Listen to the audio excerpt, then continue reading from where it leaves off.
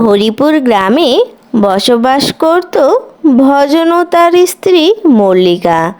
ভজনের ছিল একটি সাদা রঙের গরু। ভজন সেই গরুকে বড্ড ভালোবাসতো।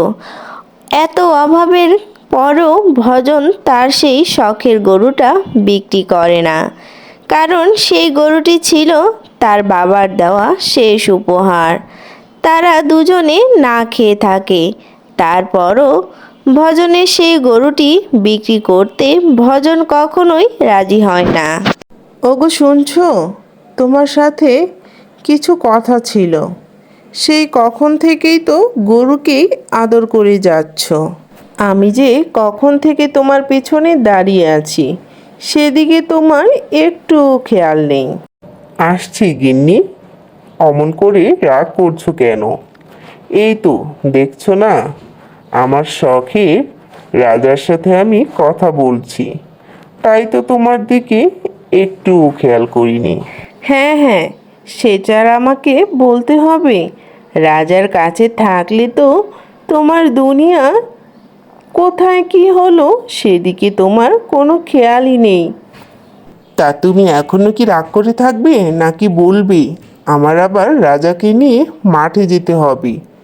কালকে একটু ঘাস খেতে পারিনি, আজ সকাল সকাল বেরিয়ে যেতে হবে। শোনো না, বলছি কি, দুদিন পরই তো আমাদের রাজার জন্মদিন।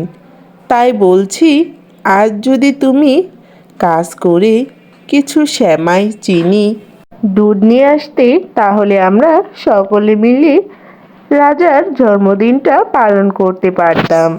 আমি তো ভুলেই গেছি গিন্নি। না না, আর বাড়িতে বসে থাকলে চলবে না। আমি তাহলে রাজাকে নিয়ে মাঠে চলে যাই, দেখি তারপর কোনো কাজ খুঁজে পাই কি না। ঠিক আছে, তাহলে তুমি এক্ষুনি যাও, আর বাড়িতে সন্ধ্যা হবার আগেই চলে এসো। চল রে রাজা চল, তোকে আজ মাঠে অনেকক্ষণ ধরে ঘাস খাওয়াবো। হে বিধাতা, তুমি আমার এই অভাবের সংসারটার দিকে একটু দেখো। মানুষটা অভাবের কারণে নিজের ইচ্ছেগুলো পূরণ করতে পারে না, তার সব ইচ্ছাগুলো তুমি পূরণ করে দিও। ভজন তার গরুকে সাথে নিয়ে গরুর সাথে গল্প করতে করতে সে মাঠে চলে যায়। গরুকে ঘাস খেতে দিয়ে সে গাছের নিচে বাতাসে ঘুমিয়ে পড়ে। সে অনেকক্ষণ ঘুমিয়েছিল। আর ওইদিকে রাজা ঘাস খেতে খেতে ভুল রাস্তায় চলে যায়। সে তার মালিককে খুঁজছে, কিন্তু তার মালিককেও সে রাজা খুঁজে পাচ্ছিল না। তারপর যখন ভজনের ঘুম ভাঙল, ভজন তার রাজাকে কোথাও দেখতে পেল না। আর সে একঝরে কান্না করতে লাগে। আর এদিক ওদিক সব জায়গায় তার রাজাকে খুঁজতে লাগে, কিন্তু সে তার রাজাকে কোথাও খুঁজে পায় না। ওইদিকে রাজা পুরোহিত মশাইয়ের ছেলের ফসলি বাগানের কিছু ফসল নষ্ট করেছে। তাই পুরোহিতের ছেলে গরুটিকে নিয়ে এসে তার ক্ষেতে হাল চাষ করাচ্ছিল। আর সে বেশ মজা পাচ্ছিল। গরুটির ওপর অমানবিক নির্যাতন করছিল পুরোহিতের ছেলে। গরুটি আর সহ্য করতে না পেরে সে পড়ে যায়।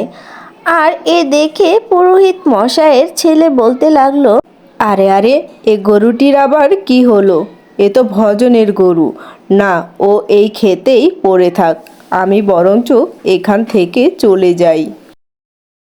ভজন সব জায়গায় খুঁজতে লাগলো। অবশেষে ভজন সেই ক্ষেতেই তার রাজাকে খুঁজে পেল। আর সে বড্ড কান্না করতে লাগলো। রাজা, ও রাজা, তোর কি হয়েছে? ওঠ রাজা। ভজন অনেকবার করে তার রাজাকে ডাকছে, কিন্তু রাজা চোখ মেলে তাকাচ্ছে, কিন্তু তার আর নাড়াচাড়া কিছুই করছে না। ঠিক সে সময় তার কান্না দেখে সেখানে এক পরী এলো। তোমার রাজার কি হয়েছে? তুমি এমন করে কান্না করছো কেন? তোমার রাজা কি শরীর অসুস্থ নাকি? পরী রাজার কথা বারবার ভজনের কাছে জানতে চাইছে। তখন ভজন বলে, আমি এক গরিব রাখাল। আমি সারাদিন আমার রাজাকে সঙ্গেই থাকি। মাঝে মাঝে জমিদারের বাড়িতে কাজে যাই, তবে এখন কোনো কাজই করি না। জমিদাররা এখন আর আমাকে কোনো কাজই নেয় না। আমার সংসারটাও খুব অভাব অনটনে যাচ্ছে। তবুও আমার গিন্নি আমার উপরে কোনো অভিযোগ নেই। আজকে আমি রাজাকে নিয়ে মাঠে গিয়েছিলাম ঘাস খাওয়াতে। কখন জানি না আমার বড্ড ঘুম পেয়ে যায়, আর আমি তখনই সেখানে ঘুমিয়ে পড়ি। আর ঘুম থেকে উঠে দেখি রাজা সেখানে নেই।